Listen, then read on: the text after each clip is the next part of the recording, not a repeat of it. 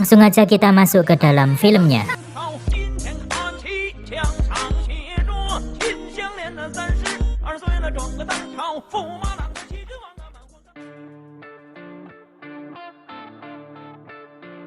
Seorang sniper ditugaskan untuk membunuh seorang anggota Yakuza. Setelah diberi arahan oleh atasannya yaitu Ferik, ia langsung memulai aksinya dengan menghajar beberapa orang penjaga, kemudian naik ke atas bangunan.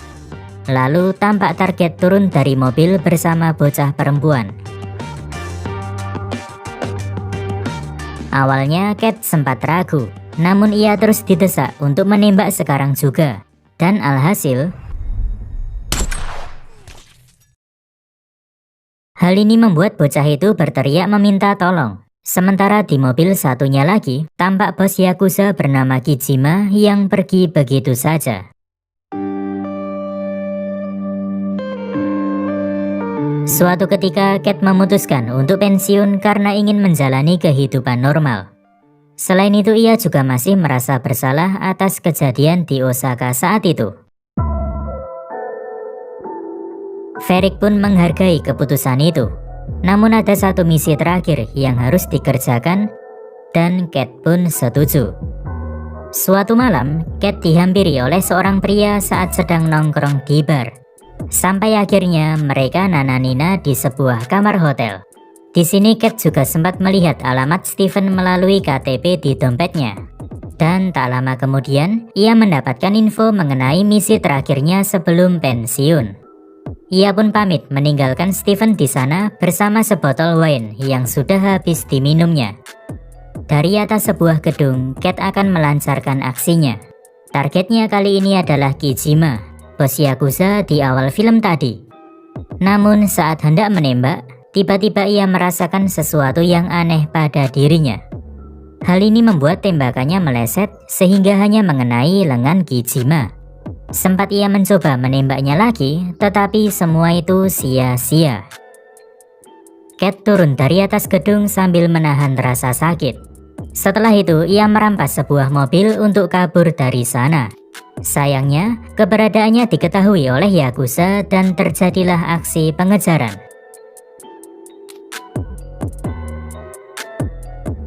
Walaupun skill mengemudinya di atas rata-rata, namun rasa sakit itu kembali muncul hingga membuatnya kecelakaan.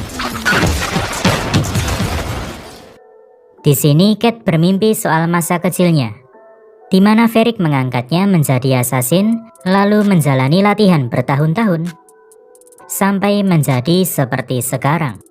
Saat membuka mata, ia sudah berada di rumah sakit. Dokter pun mengatakan,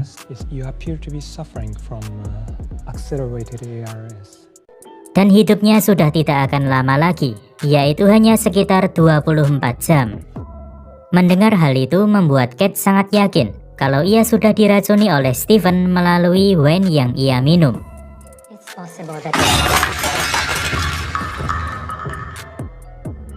Ia pun bergegas pergi dari sana dengan menyelinap, kemudian mencuri pistol seorang polisi, dan meminta obat stimulan pada dokter agar ia bisa bertahan dari efek keracunannya. Cat mempunyai tujuan untuk balas dendam pada Steven. Namun Steven mengatakan kalau ia terpaksa melakukan ini atas ancaman Kazuo Sato, yaitu seorang anggota Yakuza sekaligus pengelola klub Yakuza. Ia pun tidak tahu kalau ternyata obat itu adalah racun.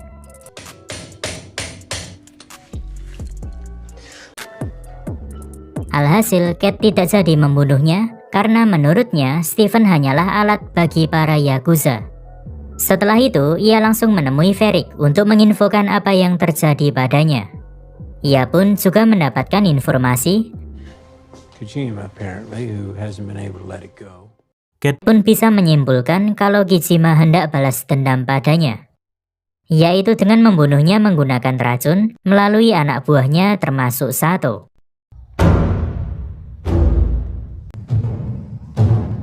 Kemudian Cat mendatangi markas Sato. Ia masuk ke dalam sebuah ruangan lalu menembak seorang di antaranya. Di sini Sato mengakui kalau ia telah meracuni Cat karena mengikuti perintah. Lalu Cat bertanya di mana si Kijima. Namun karena menjawab tidak tahu, kepala Sato langsung ditembak. Kini hanya tinggal seorang Yakuza di dalam ruangan itu. Dan tak lama kemudian, para anggota Yakuza yang lain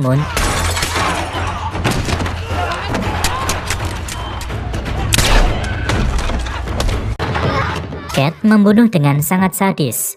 Sempat rambutnya dijambak oleh seorang Yakuza, namun ia dengan sigap langsung menebas tangannya. Singkatnya, hanya tersisa seorang Yakuza di dalam bangunan itu. Dengan terpaksa, pria ini memberikan petunjuk pada Cat untuk menemui Ani, yaitu keponakan Kijima yang pasti bisa membawanya pada Kijima. Atas petunjuk dari pria tadi, sampailah Cat di sebuah tempat, di mana Ani sedang menonton konser. Ternyata, Ani yang dimaksud adalah bocah perempuan di awal film tadi.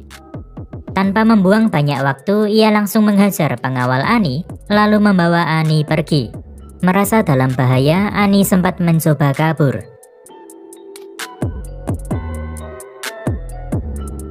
Tetapi ia tetap tertangkap lagi. Ani pun diminta untuk menelpon Kijima. Kijima, call him.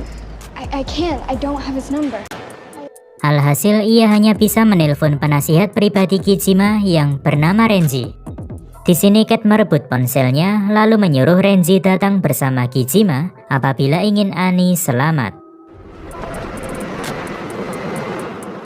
Sementara itu di tempat lain, Renji mengutus anak buahnya yang bernama Shinso untuk menangani kasus ini.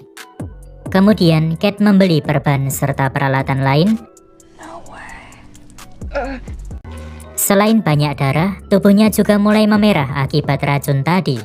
Sebelum menemui Yakuza, Cat mengikat Ani di dalam toilet supaya tidak kabur. Ia juga sempat membeli sate ayam untuk mengisi tenaganya. Hingga tibalah Shinso dan anak buahnya di tempat itu. Cat pun bertanya di mana Kijima, dan Shinso menjawab, Let me see the charm first. pertemuan ini pun berujung aksi baku tembak.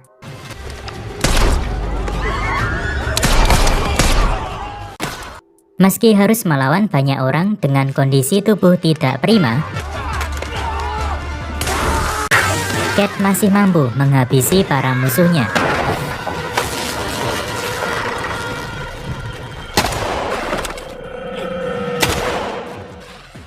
Sementara itu Ani berhasil meloloskan diri dan bertemu dengan Shinso.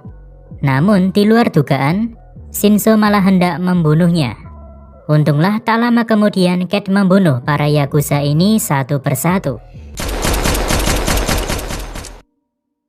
Setelah itu Ani memohon untuk diizinkan ikut bersama Cat karena tidak ada tempat aman baginya. My own family wants me gone. Where the fuck will I go? Not my problem. Ia pun yakin kalau semua itu adalah perintah pamannya sendiri, yaitu Kijima.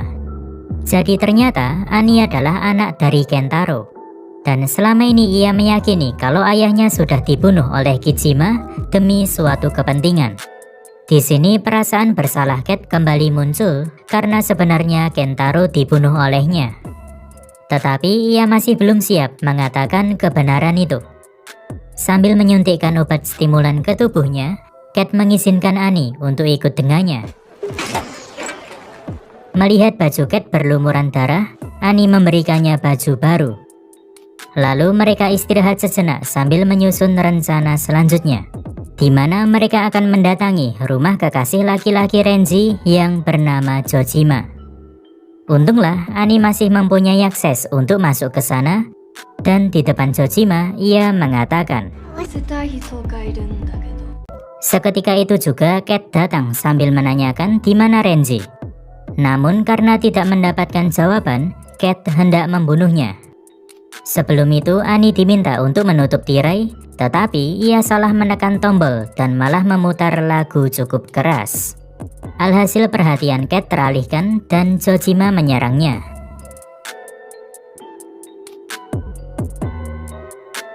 Kali ini ia semakin kewalahan karena racun di tubuhnya semakin menyebar. Sempat Ani hendak menolong dengan menembak Jojima, tetapi tembakannya malah mengenai Cat. Kemudian saat Jojima hendak menembak Cat, Tiba-tiba Annie memukul kepalanya sampai tumbang. Di sini tanpa sengaja Cat menemukan banyak senjata di balik pintu kulkas. Sementara itu Annie mendapati ponsel Jojima yang terhubung dengan lokasi Renji sehingga mereka bisa melacak keberadaannya. Berpindah ke sebuah jalanan sempit di mana mobil Renji dihadang oleh Annie. Dan inilah yang terjadi. Anak buah Renji dibantai habis oleh Cat. Setelah itu, diajukanlah pertanyaan yang sampai saat ini masih belum terjawab, yaitu di mana Kijima. Dengan didukung oleh ancaman dari Annie, membuat Renji terpaksa buka mulut. Renji menginfokan kalau saat itu Kijima sempat mengatakan sebuah kalimat yang berbunyi berada di antara keluarga. Namun ia tidak tahu maksud dari kalimat itu. Tetapi untunglah Annie tahu tempat yang dimaksud. Sebelum pergi ke sana, Cat menelpon Varric untuk menginfokan kalau ia sudah menemukan Kijima. Mengetahui hal itu, Varric hendak mengirimkan bantuan, tetapi tawaran itu langsung ditolak. You could find my body near House of Hadasaka in the hills. Mereka pun menuju tempat yang dimaksud menggunakan taksi.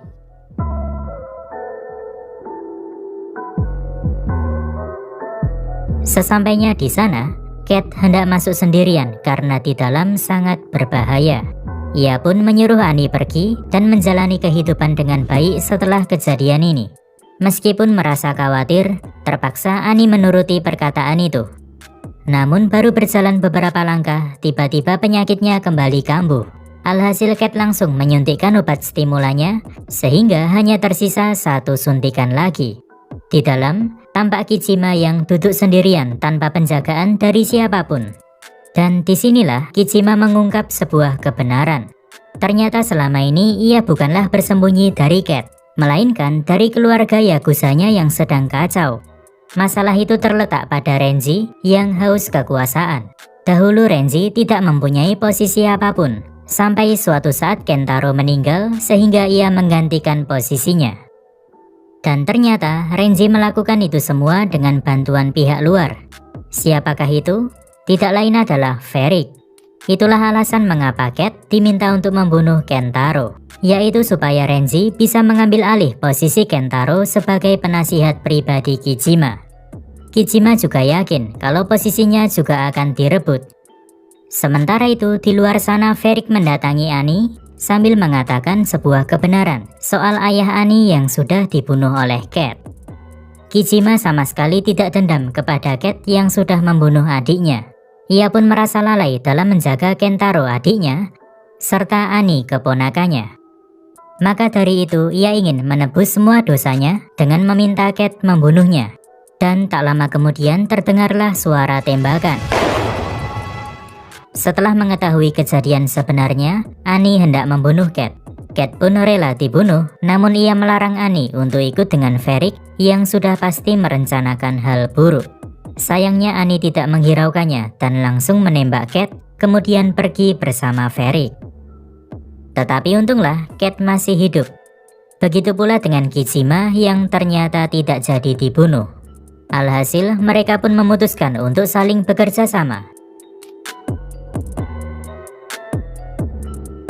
Dalam perjalanan, Kijima menjelaskan kalau ia sama sekali tidak pernah meracuni Cat. Jadi, semua itu adalah murni perbuatan Renji. Sementara itu, Varric dan Annie sudah sampai di markas Renji. Ternyata, selama ini Varric membantu Renji karena ia juga mengincar posisi di dalam Yakuza. Annie yang mendengar pembicaraan itu pun mulai merasa curiga. Singkatnya, Cat sampai di markas Renji dengan didampingi oleh Kijima serta anak buahnya. Lalu terjadilah baku tembak yang cukup alot, di mana pihak Cat masih mendominasi. Mengetahui hal ini, tentunya Varric tidak tinggal diam. Ia mengirimkan pasukan khusus untuk menyerang di dalam gelap.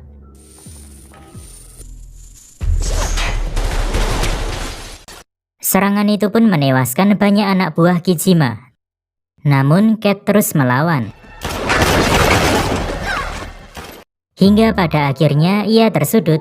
Kemudian tiba-tiba Kijima datang menyelamatkannya. Kemudian mereka kembali berpencar. Di satu sisi, Kijima menemukan Renji, sementara di sisi lain, Cat masih harus berhadapan dengan para pasukan khusus. Kijima menantangnya untuk duel katana 1 lawan 1 apabila ingin merebut posisinya. Dengan segala kesombongannya, Renji menerima tawaran itu sambil merendahkan Kijima.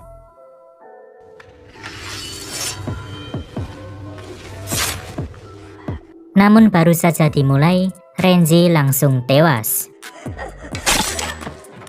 Di sisa hidupnya yang sudah tidak lama lagi, tujuan Cat hanyalah satu, yaitu membunuh Varric.